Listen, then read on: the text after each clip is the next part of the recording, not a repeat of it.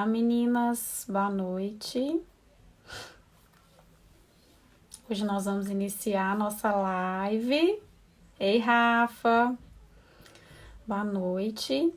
Eu estava conferindo a conexão aqui, meninas, porque o tempinho começou a fechar e eu já comecei a ficar com medo. Mas vai dar tudo certo, se Deus quiser. Vou esperar a Bruna chegar, tá? Pra gente iniciar a nossa live.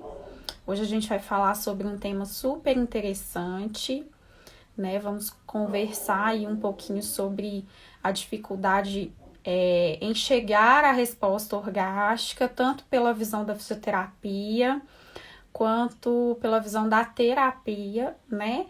A partir da sexologia. Então, estou só aguardando a Bruna entrar. Assim que ela entrar, a gente começa, a gente inicia, né, a discussão sobre o tema. Algumas pessoas enviaram perguntas. Eu vou fixar o tema aqui, né, para quem for entrando poder acompanhar. Deixa eu só digitar aqui, pessoal.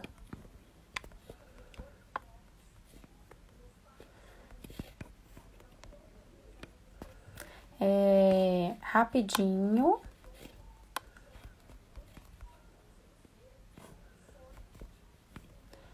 E aí a gente vai fixar direitinho.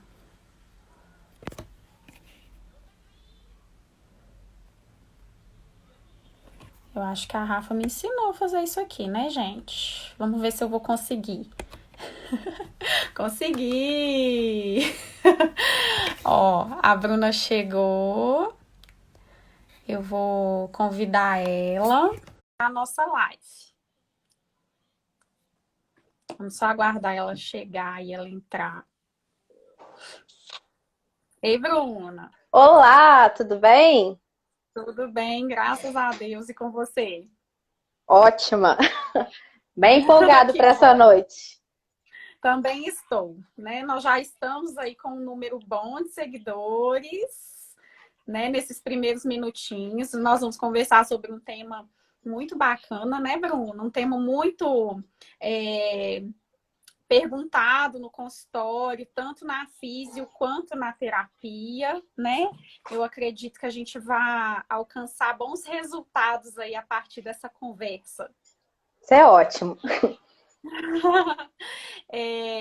Bruna, teve algumas perguntas, mas eu acho que antes a gente poderia fazer o seguinte: vamos conversar um pouquinho, né, a respeito das queixas de dificuldade de orgasmo quando chega tanto no consultório de fisioterapia quanto na psicologia. Então, eu vou Uhum, deixar você falar um pouquinho, você se apresentar, né? uhum, As seguidoras que vêm acompanhando as lives, né, na nossa página, estão curiosas em te conhecer, aquelas que ainda não te conhecem. A gente fala uhum. muito a respeito da terapia, da importância da sexologia no tratamento multidisciplinar, né, desse apoio. Então, a gente vai iniciar te apresentando. Quero que você se apresente um pouquinho, que você fale um pouquinho da atuação da terapia de uma forma geral e depois a gente começa com o tema, tá bom? Perfeito. Muito obrigada. Então, Imagina. pessoal, pessoal, Pode meu nome é falar. Bruna Coelho, eu sou psicóloga e sexóloga. E desde 2015, né, eu atuo nessa área clínica voltada para essas queixas sexuais, né? Uma das coisas que me chama muita atenção, principalmente do público feminino, é o tempo que a pessoa às vezes leva para descobrir que tem uma disfunção sexual, que até ela descobrir, né, o tempo que ela leva para buscar o tratamento, e que nesse tempo, muitos dos sintomas eles se cronificam, né, cronicizam, eles ficam mais crônicos.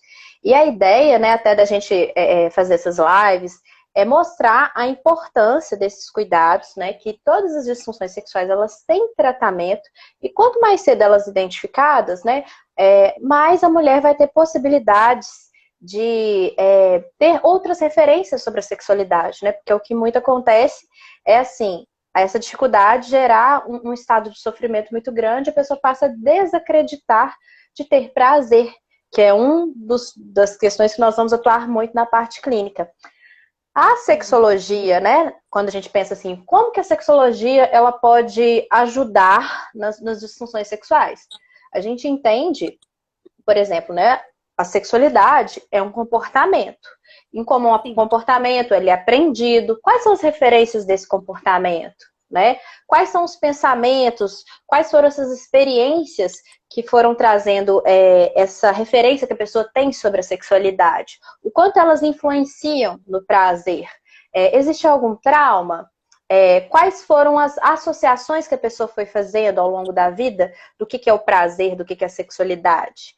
Então, o tratamento, né, a terapia vai ser exatamente para auxiliar essa mulher a identificar quais são os pensamentos disfuncionais que às vezes, né, ocorrem com relação ao sexo, ao prazer, né? Se houve algum trauma, quais são os caminhos para que a pessoa consiga passar desse ponto, criar novas perspectivas de uma sexualidade positiva, né? E dentre essas questões, a importância do acompanhamento multidisciplinar, porque sexualidade é muito amplo, né? É comportamento, é sentimento, é emoção, é relação, é a parte física, é a parte fisiológica. Então, todas essas dimensões precisam andar juntas para que a pessoa consiga ter o melhor desempenho do seu corpo, da sua mente e, consequentemente, ter uma sexualidade bacana. Sim, Bruna, eu queria só falar um pouquinho aí para o pessoal que está seguindo e entrou um pouquinho depois. Gente, eu desativei os comentários. Se vocês quiserem mandar perguntas pela caixinha, enviem, por favor, porque os comentários ficam subindo aí no rosto da Bruna, ninguém consegue visualizar ela de forma clara, né? E a gente vai passando as informações aqui. De vez em quando a gente desativa os comentários quando a gente for responder as perguntas, né? Quando surgir algum tema mais polêmico, alguma coisa mais difícil, aí a gente abre aqui os comentários, vocês podem interagir com a gente, mas eu acho que nesse momento, onde a gente vai estar passando informações, é importante a gente deixar o rostinho da Bruna livre aí, tá? Para a gente conseguir visualizar ela melhor.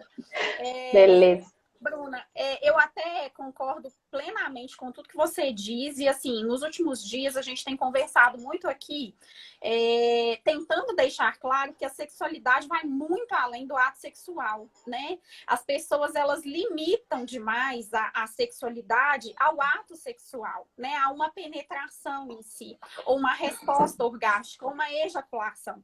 E a gente sabe que a sexualidade, ela vem desde a infância, com a formação, como você disse, acrescida de muitas coisas. Então, a gente tem aí uma cultura imposta, uma religião imposta, uma família que ensina, ou seja, uma educação familiar, a educação em si, né, a própria educação sexual que vem, né, da escola e do convívio social, né? E junto a isso tem o ser individual. Então, cada ser humano vai receber essa mesma educação de várias formas e cada um vai se desenvolver a nível de sexualidade. Então, a gente percebe que assim, ao longo da vida, dois irmãos criados, ainda que gêmeos, criados da mesma forma, cada um vai ter o desenvolvimento da sexualidade de uma forma diferente, né? E aí, essa resposta sexual ou a dificuldade dessa resposta, né?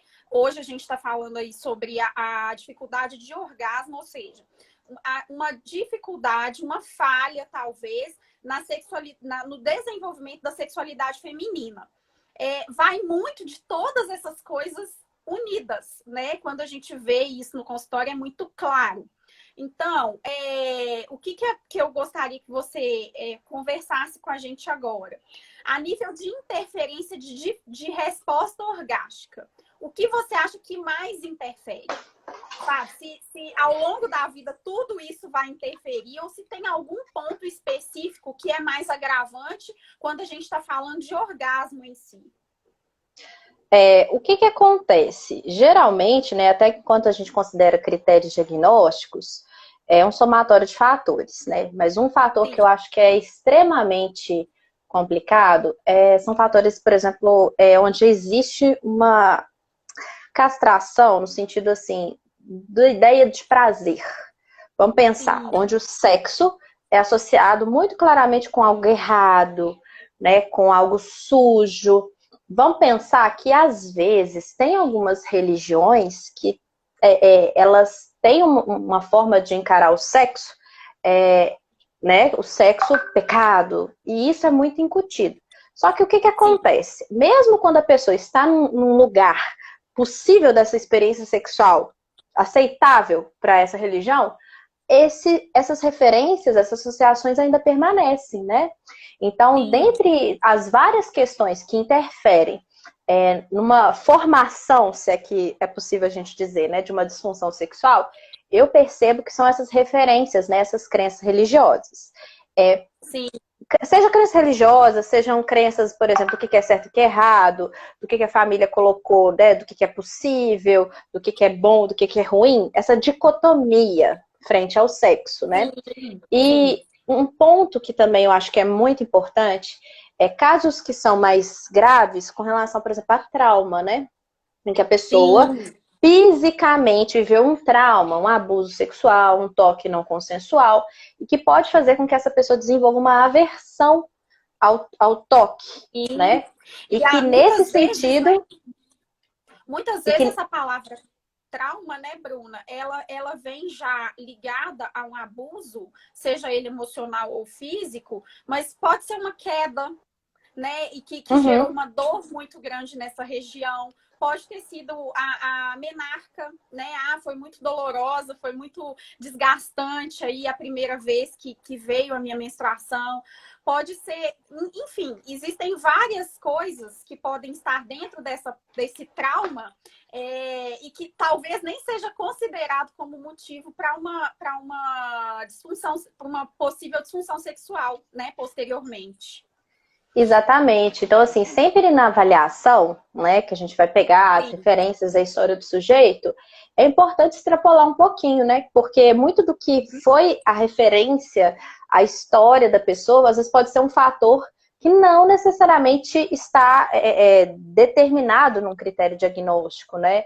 Pode ter sido uma Sim. primeira experiência com um namorado, pode ser ter sido em que, tipo, não necessariamente houve um trauma físico, mas em que a pessoa se Aham. sentiu mal, se sentiu exposta, já tive várias situações nesse aspecto.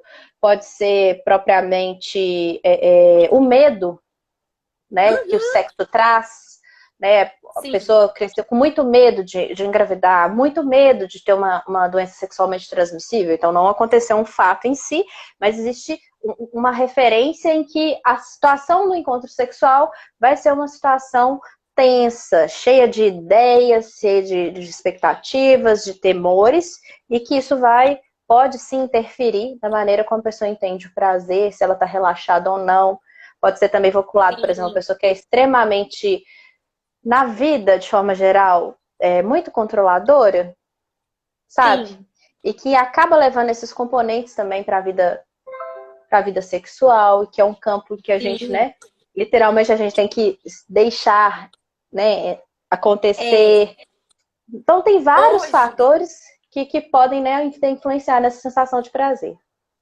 sim, hoje, quando divulgamos aí, né, o tema da live durante o dia, algumas pessoas Hum, questionaram algumas coisas e tudo assim, e perguntaram se existe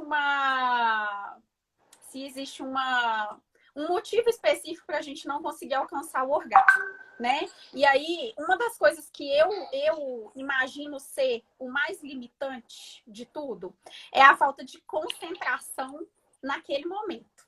Então, assim, a entrega e a concentração, depois a gente vai falar um pouquinho da participação da fisioterapia, né? Mas, por enquanto, como a gente está falando aí da resposta da terapia, da condução da terapia nesses casos, né? Nós vamos chegar aí na parte da fisioterapia, vamos conversar, porque existe essa diferença, e a gente vai deixar bem clara a diferença da atuação da fisioterapia e da terapia nessa disfunção em específico, né? Na dificuldade em atingir o orgasmo ou até mesmo na anorgasmia, que é quando a paciente tem certeza absoluta que ela nunca conseguiu atingir, né, o estágio do orgasmo. Então, nós já eu e a Rafaela viemos já de um tempo, né, discutindo sobre esse assunto aqui. As meninas têm participado junto com a gente, mas eu acho assim que eu queria que você deixasse isso um pouquinho claro para elas, o quão importante é, Bruna, o nível de concentração, o nível de entrega, de participação, do como elas precisam estar cientes de que elas precisam de trabalhar o emocional, a mente, durante todo o dia, ao longo desse processo, para que haja uma melhor resposta sexual. A gente está falando aí, né, a questão do orgasmo. Entendendo que o Sim. orgasmo é o ápice, né, da resposta sexual, o clímax da resposta sexual, temos outras fases que são extremamente importantes, que se sem elas, ou que se não for investido claramente comportamentos, atitudes, pensamentos, muito provavelmente vai atrapalhar a qualidade do seu sexo. Então vamos pensar. Primeira fase da resposta sexual, né? O desejo, né? E que as Sim. pessoas falam assim, libido, libido, libido, como é que eu faço? Minha libido acabou, né? Vou comprar a maca peruana. Vamos entender um pouquinho que o desejo sexual, enquanto uma fase da resposta sexual, ele precisa ser alimentado, ele precisa de componentes. Então, assim, quantas vezes, no caso, né, essa mulher pensa em sexo, imagina uma cena erótica, quando ela está no sexo, ela está lá presente, ela está preocupada com outras coisas. Muitas das vezes, algumas mulheres, por exemplo, que às vezes têm dificuldade de chegar ao orgasmo, o que acontece? Ela teve um background, teve experiências várias, em que, não cheguei ao orgasmo, não cheguei ao orgasmo, meu namorado tá me cobrando. Aí acaba que o sexo fica parecendo um Enem. Fica aquela coisa difícil, a maratona, em que ela olha para si mesma, por exemplo, né, nessa perspectiva, como se fosse assim, eu já sou um atleta que não tem um bom rendimento. Então, para que eu vou correr esse trem aqui? Então, isso é uma coisa que acontece muito. Pensamentos de desesperança, de falta de ânimo, né? E isso vai interferir no engajamento da pessoa com relação ao sexo. Pode fazer com que ela comece, tipo assim, qualquer referência que diz, olha, sexo, vai ter sexo hoje, ela, é como se tivesse um pensamento disfuncional. Ai, meu Deus, mais um dia, né, de frustração. Ai, pra que eu vou mexer com ele? Vou ter que ir de novo. Vou ter que te contar. Vou bater um cartão aqui. Vou só fazer esse trem aqui para não ter encheção de saco, para não ter falação na minha cabeça, para, né? Aí ela passa realmente a encarar esse sexo como uma obrigação, como uma coisa pesada, como um fardo. E nesse sentido, até se não tiver nenhum tipo de disfunção sexual, certamente ela vai aprender comportamentos que são extremamente limitantes frente à situação sexual. Né? E isso pode, se isso permanecer durante muito tempo, vai interferir na qualidade do sexo, vai interferir nessa progressão, né, de sensações, de pensamentos, até propriamente na parte fisiológica, né? Porque são os estímulos, Sim. imagens, pensamentos, comportamentos, um clima que vai fazer com que toda essa resposta fisiológica do corpo seja ativada, né? Que os neurotransmissores sejam ativados, para que a pessoa, ela, sei lá, a hipófise libere secreções, para que ela lubrifique, para que o corpo dela se prepare para o ato sexual. Né? Então é importante que a mulher esteja atenta a esse período inicial também, né? A esses pensamentos que são limitantes. E num tratamento, é importante que a pessoa também, né, até a gente coloca como fase do tratamento, se comprometa, entenda a importância, né, de se engajar em tentativas nesse sentido. Só que ela vai ter que literalmente, e a gente trabalha algumas ferramentas terapêuticas nesse aspecto, que são, dentre elas, né, a análise dos pensamentos disfuncionais, para ajudar essa mulher a identificar quais são os pensamentos disfuncionais que estão acompanhando aquela referência ao sexo. E o que está por trás daqueles pensamentos, né? Quais são os sentimentos que vêm atrás daqueles pensamentos? Exemplo. Ai, não quero fazer sexo. Aí, qual que é o sentimento? Às vezes um sentimento de fracasso, porque não consegue gozar, não consegue chegar ao orgasmo. Então, assim, quanto que aquela pessoa sente, qual que é a intensidade daquele, quanto que ela acredita naquele pensamento. E aí, ao passo que a pessoa vai trabalhando esses pensamentos através do processo né, terapêutico, ela vai tendo a oportunidade de testar se aquilo realmente é real e o quanto aquele pensamento atrapalha o comportamento dela. Então, o que a gente precisa, principalmente no processo terapêutico, é o engajamento da paciente para testar novos comportamentos. Para isso, o que eu preciso fazer enquanto terapeuta? Auxiliar, dar ferramentas para que ela se engaje nesses comportamentos. Né? E nesse sentido, ela vai precisar de ter alguma referência para engajar nesses pensamentos, nesses comportamentos, né? Ela precisa também entender que, às vezes, em algumas situações, muitas complicações começaram a acontecer. Por exemplo, pode ser que é o que acontece muito. As pessoas que, às vezes, não chegam ao orgasmo, as mulheres têm dificuldade de chegar ao orgasmo, certamente o sexo está um pouquinho atrapalhado na questão de qualidade, né? E muito provavelmente essa mulher, mesmo sem perceber, tá lá fingindo orgasmo, né? Porque o homem também tá lá, né? Percebendo feição, sensações, né? E muitas das vezes ela tá trabalhando o processo que nessa de fingir o orgasmo, né? Ela não está conseguindo emitir comportamentos que sejam válidos, às vezes até mesmo para o parceiro dela, saber quais são os toques que são mais interessantes, quais são os toques que são mais assertivos. Então vai gerando uma cadeia de situações que cronicizam mais o sintoma. Então, essa primeira parte é nessa identificação de pensamentos, engajar em novos comportamentos para que a pessoa tenha uma nova referência da sexualidade, uma referência que ela se sinta mais confortável. E depois, ela, ao se sentir confortável, ela vai ter mais tranquilidade de testar coisas novas. E esse, né, let it go, né, de deixar-se ir, de permitir, de identificar quais são as sensações, quais são as referências, seja comportamentais, seja de uma frase, seja de um clima, seja de uma privacidade, seja de trazer uma memória afetiva que é bacana, que geram esse tipo de conforto, que fazem com que ela se sinta mais confortável. Para que isso possa ser reproduzido naquele setting do casal, né? Naquele lugar do amor do casal. Isso também é uma coisa muito importante. Ô, Bruna, algumas coisas que você foi falando aí, eu fui até anotando aqui. E aí teve algumas perguntas também, aí a gente vai responder juntas aqui agora. Claro. Algumas que vieram por aqui, depois no final a gente vai responder as que vocês mandaram antecipadamente, tá? Quem estiver aí esperando a resposta das perguntas, elas vão chegar. Mas enquanto você estava falando a respeito disso tudo, né? Inclusive, você iniciou falando a respeito da marca peruana. Porque hoje nós temos o Dr. Google à disposição, né?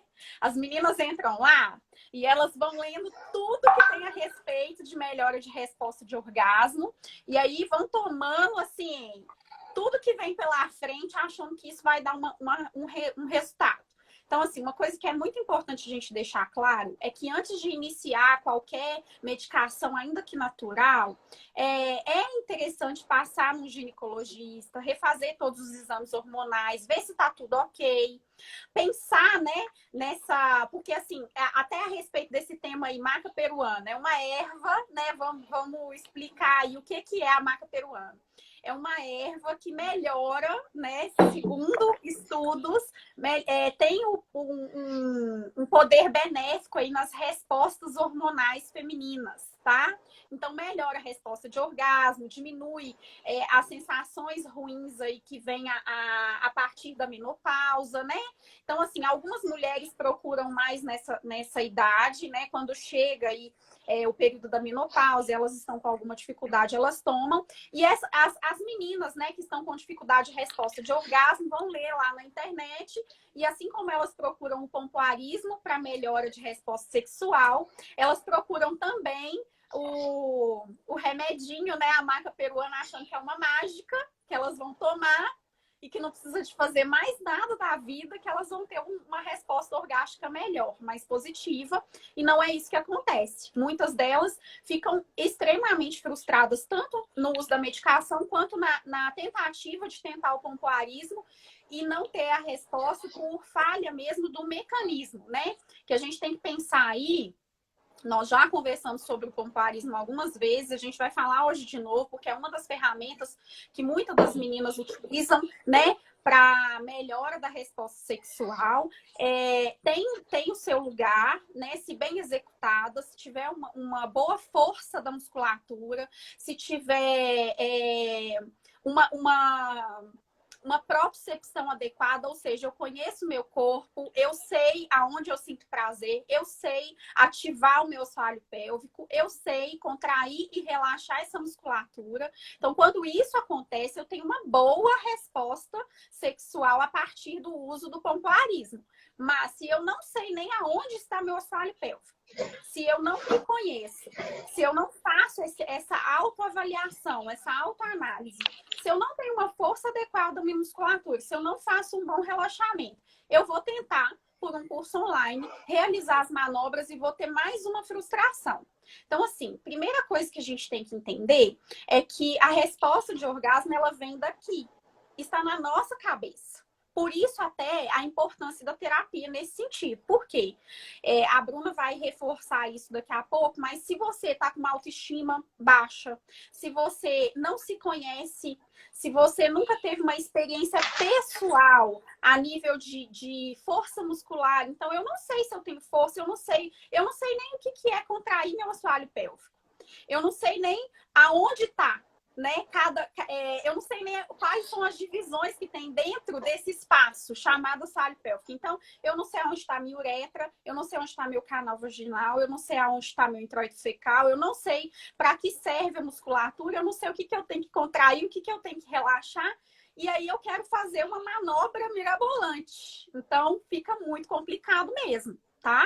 Então, de uma forma geral, a gente precisa de entender primeiro que tem que a gente tem que ter esse conhecimento do nosso corpo, das nossas respostas, e que isso já é meio caminho andado para a gente ter um orgasmo. Segunda coisa que a gente tem que pensar, que se a gente está tomando aí, foi isso que as meninas falaram, eu quero que você fale um pouquinho a respeito disso. Tomando antidepressivo e anticoncepcional. Se vai ter uma interação, se isso pode prejudicar a resposta de orgasmo. A gente sabe que sim, né, Bruna? E na fisioterapia, a gente consegue dar essa direção, né, a nível de medicação, mas a gente tem que ver o custo-benefício disso. Se a pessoa tem que tomar o anticoncepcional, ela vai continuar tomando e a gente vai fazer o que for possível para melhorar a resposta sexual.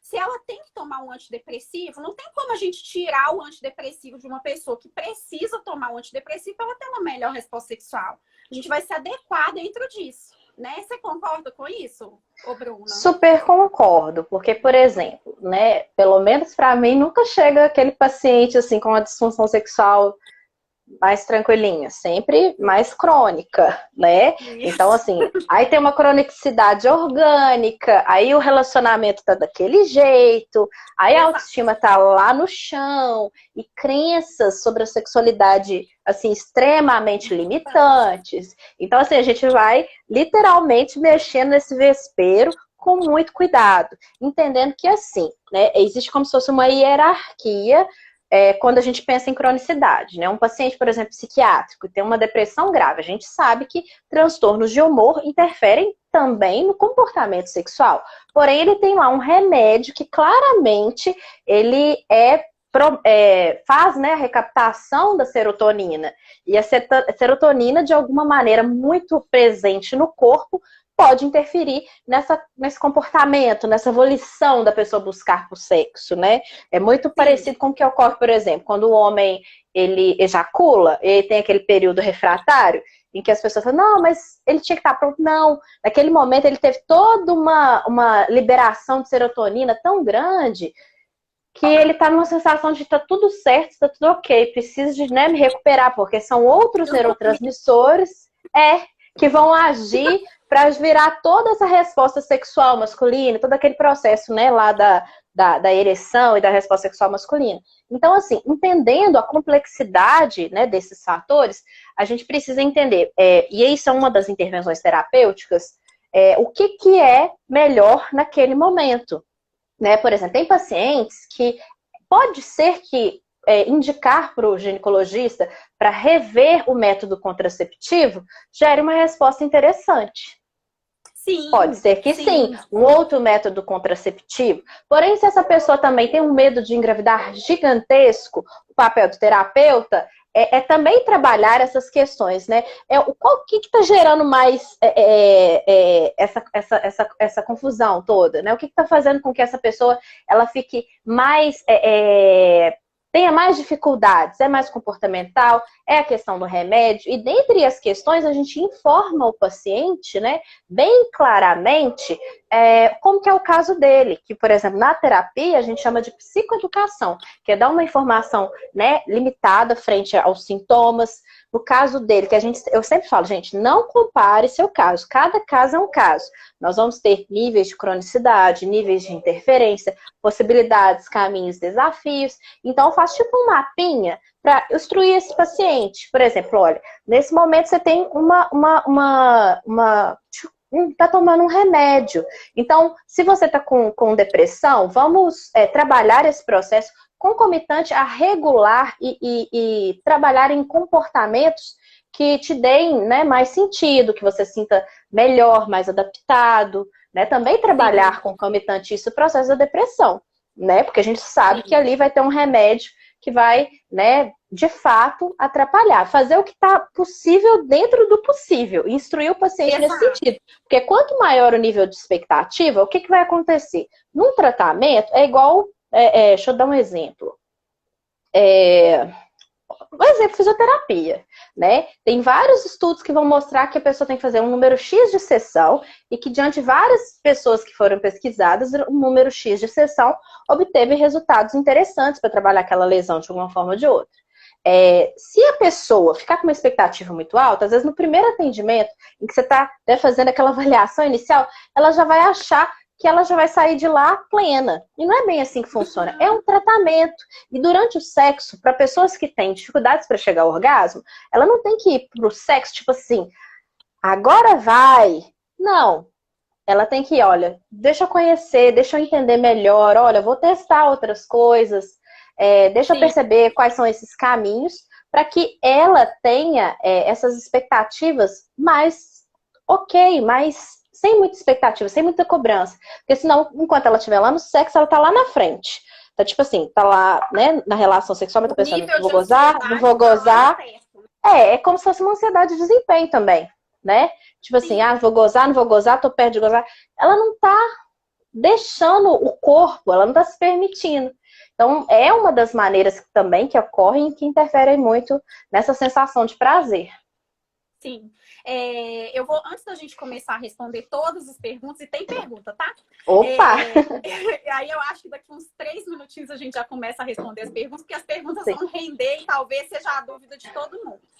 Sim. Eu vou falar um pouquinho, bem superficialmente aqui, porque a gente já vem falando, vocês podem entrar lá, né, e rever as lives que a gente tem gravado a respeito, mas eu gostaria de falar um pouquinho sobre a atuação da fisioterapia para vocês entenderem a diferença. Porque muita gente vem para a fisioterapia pensando que na fisioterapia vai encontrar a resposta da terapia e vice-versa. Muitas vezes procura a sexologia imaginando que a sexóloga vai ter condições de realizar o que é a fisioterapia quem faz, tá? E aí vocês vão entender o porquê da nossa parceria. Porque nem eu consigo atuar na área que a Bruna consegue, nem a Bruna consegue fazer o que eu faço a nível de consultório, tá?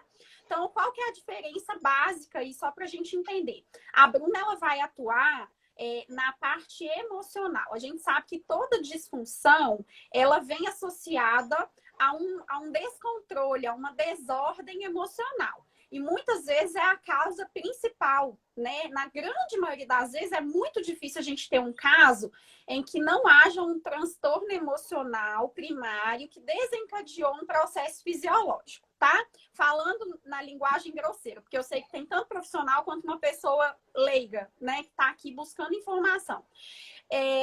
Dando um exemplo para esclarecer isso. Você pode ter uma gastrite. E essa gastrite é de origem física. Você tem uma dor porque o sulco gástrico lesionou a parede do seu estômago, mas ela foi desencadeada muitas vezes por um processo emocional. Tá? E aí não adianta só tomar o remédio para gastrite. Muitas vezes é necessário que faça terapia para a gente tratar a causa do problema. Por isso que é tão importante fazer a fisioterapia associada à terapia. Por quê? Na grande maioria dos casos de disfunção, de dificuldade de orgasmo, quando a gente vai avaliar esse assoalho pélvico, esse canal vaginal, ele apresenta aí uma fraqueza muscular. Muitas vezes essa paciente não se conhece, essa mulher não conhece seu corpo. Então a gente trabalha questões de autoimagem, assim como eu acredito que a sexologia também. A gente trabalha em parceria aí no desenvolvimento dessa construção de uma imagem, tá?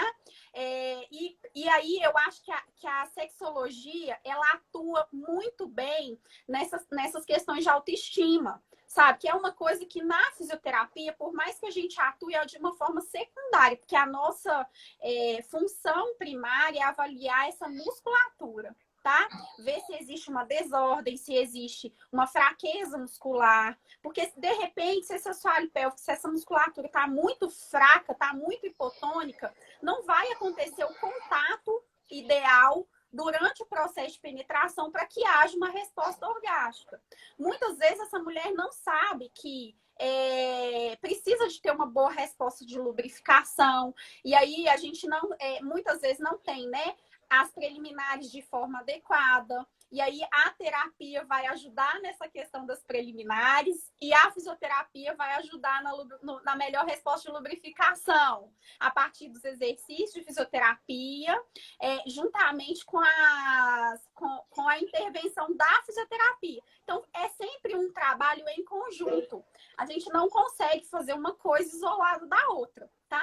E aí nós vamos começar aí, vamos caminhar para a primeira pergunta, que foi: como que eu, como homem, posso melhorar a performance e posso ajudar a minha parceira a chegar no orgasmo? Olha que legal. Então, lindo! assim, Amei! muito lindo, viu? Eu acho que só de você estar preocupado já é um bom começo, né? Se você está atento e preocupado, significa que você quer ajudar. E eu acho que a parceria em primeiro lugar, né? Mas a Bruna vai dar aí as orientações a respeito disso a nível de sexologia, e se eu lembrar de alguma coisa da fisioterapia que a gente vai juntas, Bruna. Uhum. Ó, o que eu penso? A mulher tá com dificuldade de chegar ao orgasmo, alguma tensão ela tem, medo, preocupação, né? Então, assim, como que o homem pode auxiliar? Vamos pensar nas preliminares, né? O que faz a sua parceira se sentir confortável? Vou dar um exemplo. Teve uma vez que uma paciente minha falou: nossa, começou a me incomodar de eu chegar no quarto e ver que o lençol não estava trocado. Aquele lençol, sabe? Então, assim, cria um ambiente que seja confortável, né? Por exemplo, às vezes sua parceira tá cansada, uma massagenzinha, tudo que gerar conforto, conexão, né? A gente entende que às vezes nem todo mundo vai ter, às vezes, um ambiente com tanta privacidade. Mas quais são os caminhos para vocês construírem, talvez, um sexo sem cobrança? Porque, por exemplo, tem alguns parceiros que às vezes também preocupam muito, entendem que a mulher, né, não conseguiu chegar no orgasmo, mas fica lá, você chegou? Tananã, aquela coisa. E às vezes a mulher se sente cobrada, então não ajuda. Então é uma linha muito tênue que separa essas duas coisas. Então vai ser sempre nesse aspecto de acolhimento, aceitação, o que deixa essa parceira confortável, né? Quais são os elementos daquele ambiente, do seu comportamento, que deixam sua parceira extremamente à vontade. É importante entender o tempo. O tempo da resposta sexual feminina é diferente do tempo da resposta sexual masculina. Às vezes uma mulher que tem dificuldade de chegar ao orgasmo, ela vai demandar um tempinho maior dessa exploração do corpo, de hipersensibilizar esse corpo, né? De deixar esse corpo mais sensível ao toque, deixar esse corpinho mais relaxado. Então, como que o homem pode entender essa necessidade e às vezes ser mais atento na hora de ter esse encontro com essa mulher, né? Que a questão não é tipo assim, vamos na corrida para ver quem chegou ao orgasmo, gozou, não é por aí, né? Aproveita, né? Aproveita esse momento, cria um clima, cria todo um ambiente propício para um relaxamento, para um acolhimento, para um bem-estar. Sim, eu acho que também, Bruna, é essencial. Precisa de existir a liberdade para o diálogo entre o casal, ou seja, eles precisam de conversar sobre isso antes, durante e durante nem tanto, mas antes e depois é importante, É. né? Principalmente as partes positivas. Eu acho que reforçar o positivo é muito bom. E uma segunda coisa que eu acho que assim é primordial, meninas, não mintam. Falem a Por favor. verdade para o seu parceiro, por favor. Porque se você mente, ele vai acreditar, meninas. Então você nunca vai chegar ao orgasmo porque ele tá achando que ele é o máximo. Ele tá achando que ele é o top das galáxias. Porque você tá mentindo. E aí ele vai achar o quê? Que ele consegue te levar ao orgasmo todas as vezes. E vai dar errado. Então, assim, não façam isso. Conversem, sabe? Se abram para o diálogo, falem a verdade. Eu acho que essa conexão entre o casal é o mais importante de tudo. A nível de falar a verdade, de não esconder, de não mentir, porque quando mente, a coisa fica difícil. Você tá Né, colocando uma Bruno? pedrinha no seu caminho, só isso. Sim. Durante não dá para conversar. Ó. Não É que dá, você não vai gente. ficar lá, né? Tipo assim, vire para a Não direita, discute, vire para a esquerda. não faz DR durante, não. Faz só antes e depois. Uhum. Faz só antes e depois. E reforcem as partes boas. Então, quando gostou de um toque, quando gostou de um acesso diferente, de uma posição diferente, de um dia, deixa isso muito claro, tá? Isso serve para ambos, né? Tanto para os homens quanto para as meninas. Falem, né? Validar, né? Elogiem. É porque o que Exatamente, acontece muito validando. quando o casal está com dificuldades, né, nessa questão sexual, entendendo que não, mesmo que a mulher apresente algumas questões físicas e orgânicas, vai atrapalhar a sexualidade para os dois, né? Entendendo que Aham. demanda uma energia dos dois lados. Então, assim, às vezes a mulher ela fica pensando só nesses aspectos negativos, né? Nos insucessos, naqueles sexos que foram, ai meu Deus do céu, o que é que eu tô fazendo aqui? Então, o ideal, assim, o homem. Aí quando a gente vai puxar, né, as memórias, fala, nossa, como você sente quando a pessoa, tipo, sei lá, toca alguns pontos que tendem, né, a ser um pouco mais erógenos, né? Sua orelha, seu pescoço, que tipo de elogio que você gosta, fala com ele, ó, meu bem, nossa, adorei aquele dia que você falou aquilo, nossa, meu bem, aquele dia que você fez tal coisa, mexeu com o meu coração. Então tenta tornar essa coisa mais leve, né? Mais leve. Uma pergunta que chegou aqui, ó, antes que eu me perca. Ela teve um probleminha, o parceiro duas vezes não conseguiu chegar ao orgasmo, percebi que ele tem um retardo.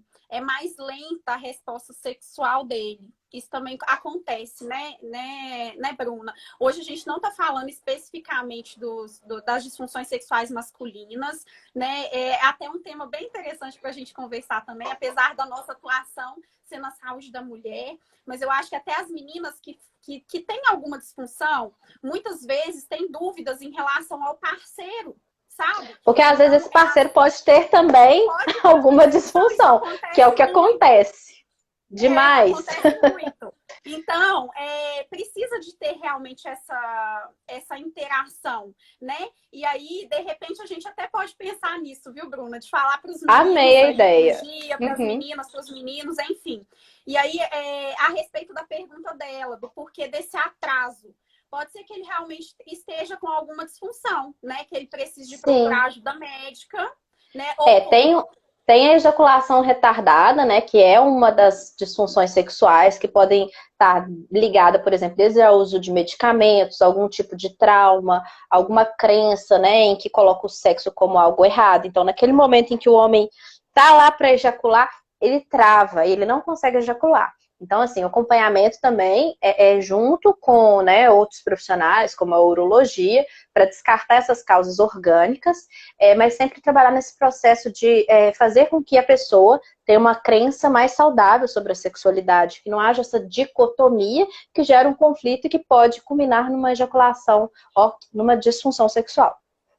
Sim, eu acho que a gente tem que considerar também que nós estamos em período de pandemia, tá? Se isso não era recorrente, se isso não era frequente, e de repente agora começou a acontecer, ele pode estar ansioso, ele pode estar com algum problema financeiro, ele pode estar passando por algum momento né, complicado dentro desse contexto, e isso pode sim interferir na resposta sexual.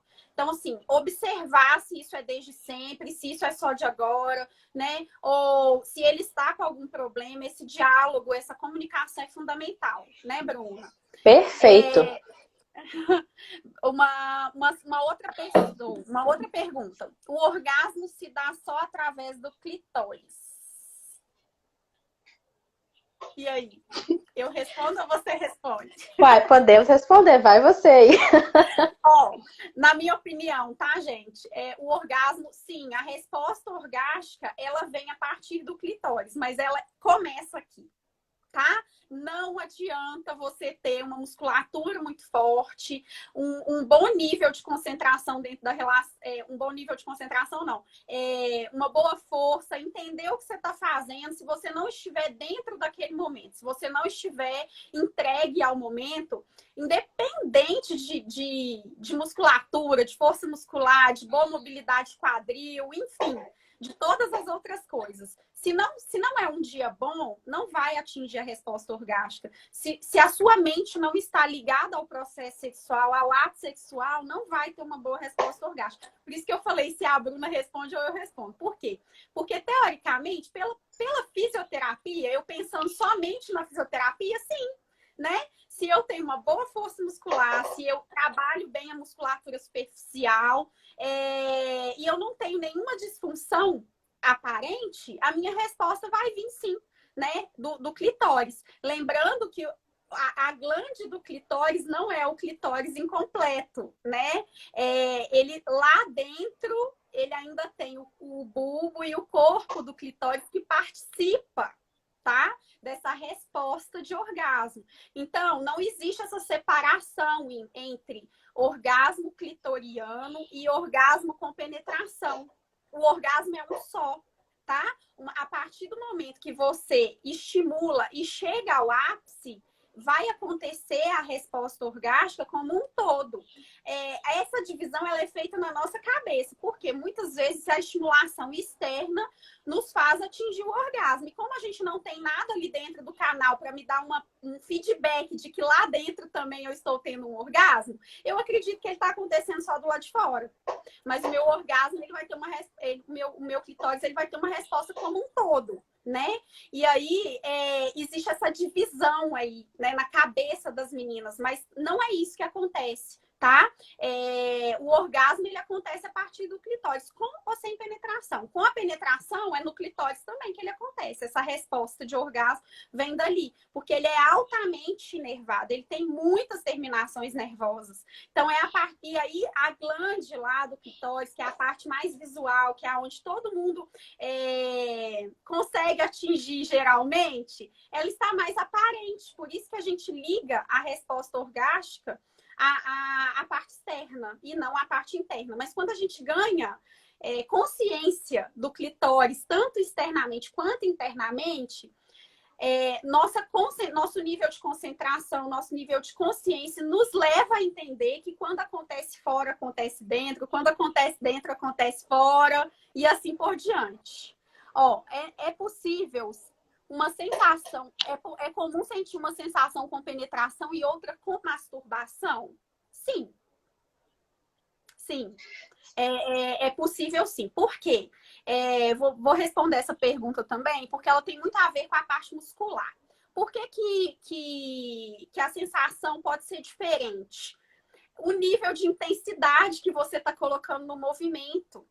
Tá? Muitas vezes, durante a masturbação, eu estou colocando uma velocidade que dentro da relação sexual, eu não vou conseguir, o meu parceiro não vai conseguir atingir. Isso vale também para os meninos, que inclusive, muitas vezes atingem a ejaculação precoce por causa disso. Porque vão colocando muita força, muita velocidade, e depois dentro da relação sexual não vão conseguir essa mesma resposta. Então, a sensação pode ser diferente, sim. Né? Você acha que tem mais algum fator, Bruna? Nessa pergunta? Eu acho assim, tem questões, por exemplo, que são psicológicas, pelo fato assim, a gente não tem controle, né, do toque do outro, né, da percepção. Exato. Então, assim, é óbvio que quando a gente está lá, né, masturbando, a gente tem controle total do movimento e tal.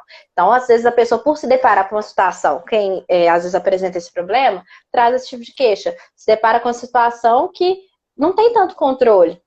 E aí, Sim. opa, então isso interfere também, né? O ideal é realmente a pessoa conseguir ter outras experiências em que esse controle ele vai sendo, né, deixado de lado, para a pessoa aproveitar com mais tranquilidade, com mais relaxamento, sem, né, pensar nessa questão.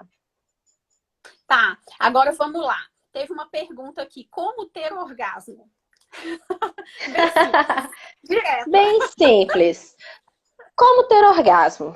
Primeiro, entenda como é que seu corpo funciona, né? Entenda que essas dimensões envolvem várias questões, envolve você conhecer seu corpo, enquanto físico, enquanto toque, envolve você, né, manter uma boa comunicação com seu parceiro para informar o que é interessante ou não, envolve você nutrir pensamentos que sejam voltados a essa dedicação, a esse interesse na parte sexual. Pessoas que colocam a sexualidade lá no limbo, muito provavelmente não vão experienciar um sexo tão maravilhoso, tão sublime, né, que te eleva. Vai ser aquela experiência mais assim, xoxa, sem graça, né? Às vezes tem muitas mulheres que relatam isso, né? Ficam naquele, eu sinto prazer, mas eu não sei se chegou lá, se eu cheguei lá. Então, muito provavelmente você não chegou lá, porque se você tiver chegado lá, né, se você tiver alcançado o orgasmo, você vai saber, seu corpo vai te dizer. Né? Tem várias alterações fisiológicas que vão dizer isso. Então é importante, se você quer ter um orgasmo, primeiro, mantenha, né, sua mente limpa, tranquila. Hora do sexo é um momento de conexão de vocês dois, né? Olhe para o seu corpo, perceba, né? A questão do autoerotismo é muito importante, né? Você se sente bem com o seu corpo, você investe energia nesse corpo, né? Você vê esse corpo como um corpo sensual, como um corpo que tem um poder, né, de estimular o parceiro. Todos esses detalhes, todos esses detalhes, eles vão constituindo uma visão positiva do sexo e vão estimulando também as outras partes que são fisiológicas, para que seu corpo, ele responda àquela situação fisiologicamente. Né, que é a liberação de neurotransmissores, que são a liberação dessas secreções que vão facilitar o ato sexual. Várias coisas vão caminhar. Sobretudo, né, manter uma comunicação mais assertiva com o seu parceiro, né, informando o que te agrada. Né, isso é muito importante. Eu acredito que o autoconhecimento é o primeiro passo. Então, assim, no caso, assim, a via de regra em consultório, muitas vezes vocês chegam sem nem saber aonde está essa musculatura e o que eu posso fazer com ela. É o que a Bruna falou, eu preciso saber o que faz parte do meu corpo e o que eu posso fazer. Até chegou uma pergunta aqui agora, que foi o seguinte: estou fazendo os exercícios de assoalho pélvico, mas ainda não sinto as contrações. Já estou fazendo há 3 semanas. Muito possivelmente, você ainda não tem consciência dessa musculatura, né? É necessário, talvez, que você passe por um fisioterapeuta e faça uma avaliação fisioterapêutica para que, inicialmente, seja até avaliada a nível de força, de resposta de contração, para que ela possa te orientar de uma forma mais clara, tá? Nos procure depois, pode me enviar uma mensagem no privado, que aí eu converso com você em separado e aí a gente vai te orientando, tá? Podemos chegar ao orgasmo com sexo oral? Com certeza, tá? Com certeza. Pode sim, pode chegar. A mulher tem que se conhecer, seu corpo. Tem que conhecer seu corpo e masturbar ajuda muito. Esse autoconhecimento é muito necessário, tá? Se não houver essa interação de você com o seu corpo, fica muito difícil, né? Você entender o que é necessário para atingir a resposta de orgasmo, tá? Então, o potencial está em você. É você que tem que entender o que está acontecendo no seu corpo, quais são as respostas, o que você gosta, o que você não gosta, analisar isso com clareza para que a gente consiga atingir essa resposta. Deixa eu ver se tem mais alguma perguntinha aqui, Bruna. Sexo com penetração. Namorado não se depilou, mas usamos camisinha. Algum problema a nível de dor? Isso é muito pessoal, né, Bruna? Essa questão de depilação, isso aí vai de cada caso. Existem mulheres que sentem esse incômodo mesmo com o contato com o pelo, né, nessa região. Uhum. Então, isso é uma coisa que vocês têm que entrar em consenso aí entre casal e entender o que é melhor, né, para os dois, para que haja uma melhor resposta sexual a nível de orgasmo, tá? Se isso está te incomodando, conversa com o parceiro. Como ter orgasmo com penetração após tratamento de vaginismo? Essa pergunta é bem delicada. Por quê? Tratou o vaginismo, muito possivelmente até com a sexologia e com a fisioterapia, mas agora vai ter que acontecer uma troca de memórias. Até então, relação sexual estava ligada à dor. Não tinha ligação com o prazer. Então, assim como a Bruna já até falou hoje com a gente precisa de trabalhar esse ambiente, se empenhar numa boa resposta sexual. E eu acho assim que hoje as coisas estão muito fast food na nossa geração. É tudo muito rápido, né? A gente quer agilidade para tudo e a gente não tem tempo para nada. Mas para ter uma boa resposta sexual, tem que ter esse interesse, essa motivação de separar um período para que naquele momento você esteja entregue à relação sexual, ao ato sexual, porque a resposta só vai ser positiva se for assim.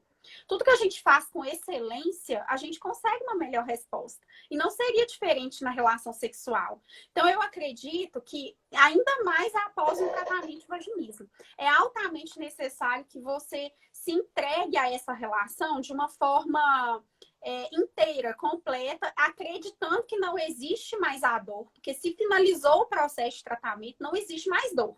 Na penetração, não existe mais dor na relação. Se você está de alta, tanto da fisioterapia quanto da terapia, não existe mais dor.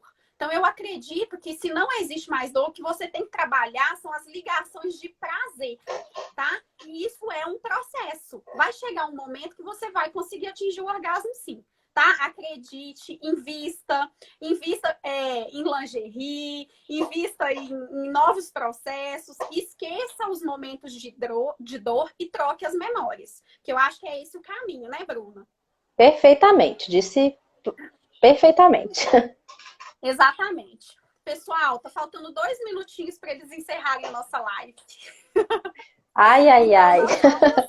nós vamos fazer o quê, Bruna? A gente vai se despedir ou a gente vai continuar respondendo as perguntas? Eu acho que acho que as Tô perguntas contigo. elas vão se girar em torno do que a gente já conversou aqui. Mas se ficou mais alguma dúvida, algum questionamento, pode nos procurar. Tanto eu quanto a Bruna estamos à disposição, né, Bruna? Perfeito. Nós estamos desenvolvendo essa parceria esse ano. A Bruna é parceira lá do consultório, né? E eu, assim, indico para todo mundo, viu, pessoal? Continuem fazendo terapia, procurem a fisioterapia e vamos melhorar as respostas sexuais. Uma última perguntinha aí para ver se dá tempo ainda. Se o pênis for muito grande e a dor não gerar prazer. Bom, se essa é a pergunta de alguém que teve vaginismo, independente do tamanho do pênis, você está de alta para qualquer tipo de relação, tá? A sua musculatura dá conta. A gente tem que pensar que nesse canal vaginal sai um bebê. Então, entra um pênis, tá? Então, o tamanho do pênis não vai interferir aí no processo de dor na relação, tá? Então, assim, tem alguma coisinha errada aí ainda. Deve ter um encurtamento muscular, deve ter alguma coisa que está limitando, tá? Então, procura ajuda, faça uma avaliação dessa musculatura, né? Porque se está tendo dor na relação por causa do tamanho do pênis do parceiro, é porque existe alguma coisa aí dentro desse canal vaginal que está limitando esse processo. Ou a sua relação não está 100% aí com o parceiro. Perfeito. Perfeito, pessoal? Então, nós agradecemos, né, Bruna? Participação de todos vocês. Agradece aí. Gente, muito obrigada. Qualquer dúvida que vocês tiverem, estou à disposição no @sexologiabh. Segue lá e sempre com sugestões de novos temas. Vai ser um prazer falar com a todos. Valeu, Thaís, pelo Verdade, convite. gente. Também eu adorei. Eu sempre adoro conversar com a Bruna, porque ela é inteligentíssima, tá? Nós indicamos mesmo a sexologia, a psicologia, e nós estamos aí desenvolvendo essa parceria. Eu espero que tenha sido esclarecedor. Os que ficaram em dúvida, nos procurem, tá? No @fisioterapia para mulher, porque a gente sabe que entrou tanto o pessoal da Bruna quanto o nosso aqui. Então, um beijinho, pessoal. Fiquem com Deus. Faltam 2 segundos. Tchau!